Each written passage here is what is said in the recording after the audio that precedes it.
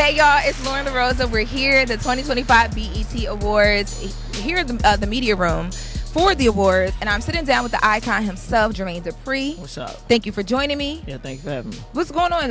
How you feeling? We in LA, another award show, another award season. Yeah, I mean, this ain't just another awards. This is the 25th anniversary of BET. Exactly. And I think we celebrating the right era, the 106 and Park era, the excitement of the show, the moving from DC, everything. I think this was probably the most exciting times of BET. Yes. The last 25 years. So when you think back to the beginning of BET 106 and Park, that collaboration, what's the first thing you think of? Just talking to them about Bow Wow and trying to get Bow Wow to become Mr. 106 and Park. Mm-hmm. And before it was even an idea, just trying to do because TRL had started, MTV had started TRL, and they had NSYNC and Backstreet Boys and all of this, and I was watching that and I just kept saying why we don't have something like that for black kids or black girls and this, that, and the third. So to see it come to life and then my artist be one of the people that spearheaded that. Yes. Is pretty amazing. Just to look back and be able to say that we did that. Now the show premiered or debuted on September 11th in 2000, right? It is now 2025, and people have the conversation about 106 and Park because of what it meant to us in our homes. Did you know when you presented that idea that 25 years later we would be talking and holding it the way that we did? No. Because you create, and when I said another award show, another award season, you are a part of so many big iconic moments. Yeah, but this probably, for me in Social Death, this is probably one of the biggest, because like I said, Bow Wow came out in 2000, if I'm not, Bow Wow came out in 2000. So this was the birth of Bow Wow, and the life of him, his whole life was seen and raised on BET and 106 and Park. Y'all watched him actually grow up from 11 years old to the age he is now. When you told the story about, the creation of 106 and Park and coming to the story you just told about having the idea and people were pushing back man, it didn't happen like that. Or does that piss you off? Yeah, because my question to anybody that tries to go against that is what other artist was there that was basically the person that spearheaded it? Right. Chris Brown wasn't out. There was no B2K. There was all of these artists came after Bow Wow, right? And they all came after Bow Wow's tour, the Scream Fest, and all, Scream tour and all of this. So I just want people to think about it, because I'm not trying to it's not like I don't want to take credit for it, even though it is my credit. But I just want to say, just think about it. Just tell me what artists you think about that was in that space before you saw Bow Wow. Are you doing anything, because I know we're going to see an actual reunion of 106 and Park and the many different eras of 106 and Park at the show and on the award show. Yeah. Are you going to be a part of that at all? I think so. Today is Saturday, Sunday, Monday. The show in 2 days. You don't know yet? Jesse and them, they magical over there. I think so. I heard something about it. Then Bow Wow's performance. Yes, so 100%. I don't know if they, whatever they're gonna do with the songs at that point. I try. Got you. And when Bow Wow actually came onto 106 and Park as the host during that era, after Free, AJ, all these people leave, do you get phone calls prior to hey, we're thinking about bringing him on in an official capacity as a host, or is that? Yeah, they actually. I think Steven was still there. And this is my family. This is my. Yes. We've had arguments. We've had love. We just family. So, the first idea to bring Bow Wow on 106 and Park, it was a question. Jermaine, you think this is cool? Do you think it's something he should do? Yes. And even Bow Wow was like, yo, you think I should do it? Because at first, it's an artist turning into a host, and we as black people look at that like a downgrade. We don't look at that like it's an upgrade for artists to turn into a host of a show, unless it's which is crazy. Yeah, which is crazy, unless it's their own show, right? And what I told Bow Wow was that 106 and Park was his show. It is your show. You got to look at it like this is your Oprah This yours Oprah moment, right? People watch this show because of you. Right. You know what I mean? We had to retire your videos on this show because they was #1 for so long. You have to retire them. When that type of stuff is happening, it's his space, and I was one of the ones that was selling them. This your home, so yeah. I mean, we've been, like I said, the whole way of this happening. I've been involved, and actually coming here, I was coming here to promote Magic City. I wasn't really even thinking about this was 25th anniversary, but it's no way that they could actually even have this weekend without me here. No, for real. Yeah. I mean, no, 100%. Yeah. And that's, but so ironically, like in me listening to you even say how you position it to Bow Wow, like, hey, look, this is your show. This is your home. You should have that platform. I think right now with a lot of artists, they're going to Twitch and creating their own platform so they can get straight to the people. And it's kind of similar to what you just said. Yeah, about 100%. I mean, that's what Kai is doing when he's telling these other places that he don't want to do it. Yes, it's because he's staying with what's home. Yes, and I think that's really important. I mean, you know, the way he's become rich, the way he's become known. Why break something that's working? Exactly. You know what I mean? And people see it like, yo, but you turning down all this money. Yeah, but he's also in a space of comfort. Yes. You know what I mean? He knows what's comfort. He knows what his deal is with them, and he knows what he gets from them. Other people, you know, if you chase it, it might sound good, but it might end wrong. And I commend him for doing that. Did you see the speaking of Bow Wow? Did you see the interview where he talked about he wants you and Janet Jackson to reconcile? Who said that? Bow Wow. How did that just come out of my conversation? Because I just thought that it came up on my Google, and I'm thinking about Bow Wow having a platform and some of the things he say. He be just doing that. He throws some things out there. He does all that. He does that all the time. That's just Bow Wow. And I get the how did that come out of the? Huh? I said, then I get the how did that come out of? But that's Bow Wow. That's who he is. Listen, Bow Wow grew up while I was dating Janet Jackson, and the whole time he was there, part of the situation. He felt like my son of that relationship. I'm sure.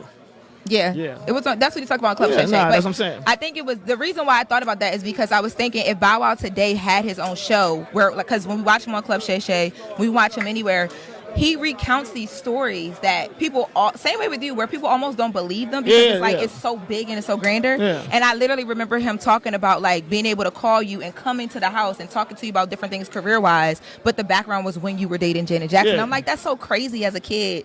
Just be like, hey, Jermaine Dupri, hey, Janet Jackson, I got to call you and talk to you about some things. Yeah, or just being in the house. It wasn't even like no call. He was there. He was like in the house. Like, you know what I mean? Yes. I mean, but that's just like, some people you just gotta understand this their life. This my life. I be trying to tell people that's my daughter right there. She right now watching me doing this. This is my life.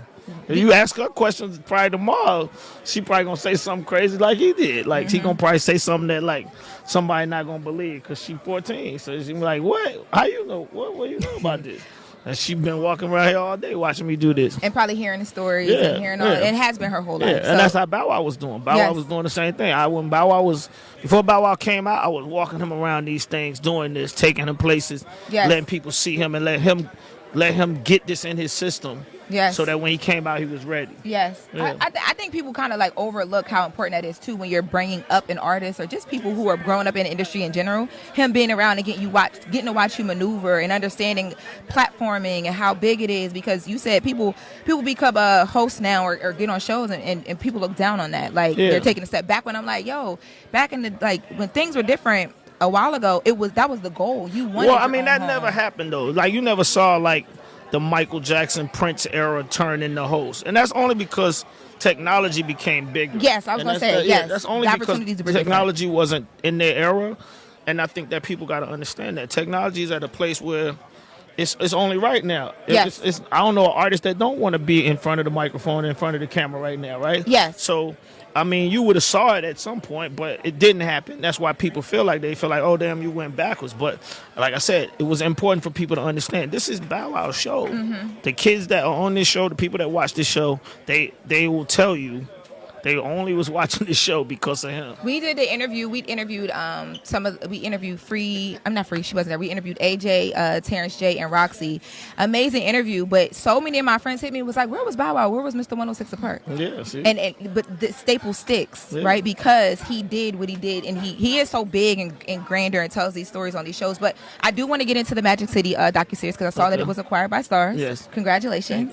So I talked to you when you were doing the Freaknik docuseries, and that was big. It hit, and people got to learn about this time that, again, another big story that where you almost can't imagine. Yeah. What are we going to learn that we don't already know about Magic City in the docuseries? Everything about the man, Magic. Mr. Magic. Mr. Magic himself. Yes. It's the 40th anniversary of Magic City. That in itself, people are going to learn how long this club has been in Atlanta. Yes. Right? This club has been in existence for almost as long as I've been alive, and it's been working for as long as I've been alive. And just everything that he went through to get this club to this place. Yes. That's what the story is mostly about. It's about Magic. It's about what he did to get this club to this space, what he had to go through to get this club to this space, and keeping this club at that same pace and level for so many years. He went to jail. When he went to jail, you're gonna hear about him when he went to jail, what happened with the club when he went to jail, how his family started taking over the club, when he had to come out, the Magic City was burnt down by somebody. There's so many different stories about Magic City that's not the girls that everybody think, right? And that's the same thing about Freaknik. It was like a story about Freaknik was, about these kids that created something that turned into something that they didn't know it was going to be. Yes. And it became Atlanta culture. Same thing here with Magic. Magic City, I don't think he knew it was going to become the culture of Atlanta and hip-hop and all of that. It's just a thing that he wanted to do, and he knew how to do it based on his job prior. I don't want to tell everybody, but you got to watch it. It's a story. Talk about even just music, right? Because we always hear these iconic stories about you getting on the ground and moving your music during Freaknik and doing these different things, right? Moving music through Magic City and how important Magic City is in growing Atlanta music and artists not even from Atlanta. Yeah. I know we'll hear about that in a doc, but just talk a little bit about what your experience with that was, and you know what I mean. Yeah, I mean just strip club culture, period. So I mean, Magic City also is just it's a I would say an ode to all the strip clubs in Atlanta. Yes. Because it's not like we're just saying don't go to nowhere else. A strip club culture in Atlanta is the culture. And taking your music to the strip club, if you're an independent artist or you was Jermaine Dupri at the young age or whatever, it's like a mixtape. We didn't have mixtapes before DJ Drama and the Gangsta Grills and all of that. Atlanta wasn't really a mixtape place. Got you. It was you go take your music to the strip club. Yes. Right. And if you get opportunity going there, I started so young I wasn't able to go to the strip club. They wouldn't let me in.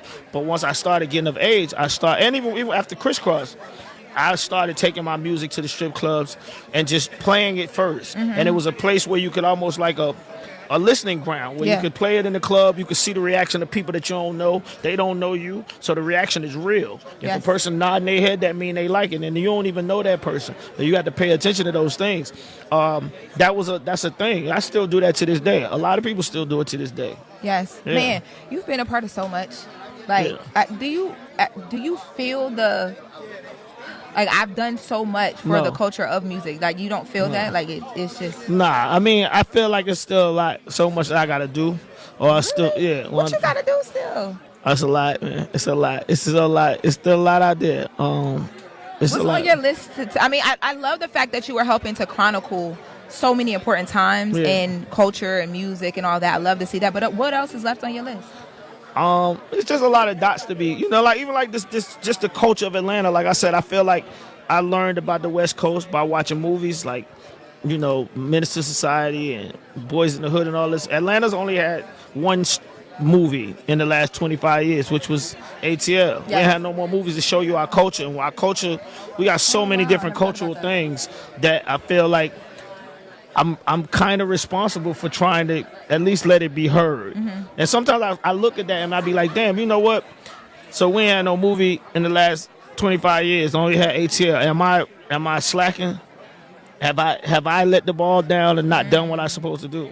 I can understand it, but that's why I do these documentaries, not to cut you off. That's why I'm trying to do that, and I'm just trying to I feel like, I feel like, I idolize Motown, right? And I use this as always. Berry Gordy started Motown with $800 that he had to borrow from a bank. Yes.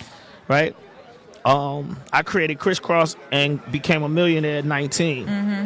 And I still haven't done what he did with Motown with that $800. I did a lot, but I didn't do that. And I look at that as I can do that. I just got to go harder.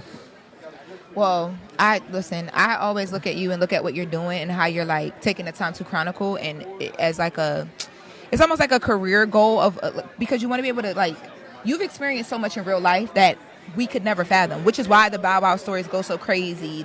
Everything you get online and say goes so crazy because you say it with profound, I know this because I've lived it.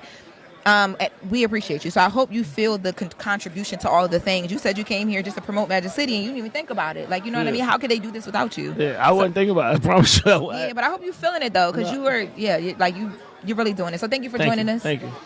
Yes. And we love what you're doing. Thank you. I appreciate it. Wake that ass up early in the morning. The Breakfast Club.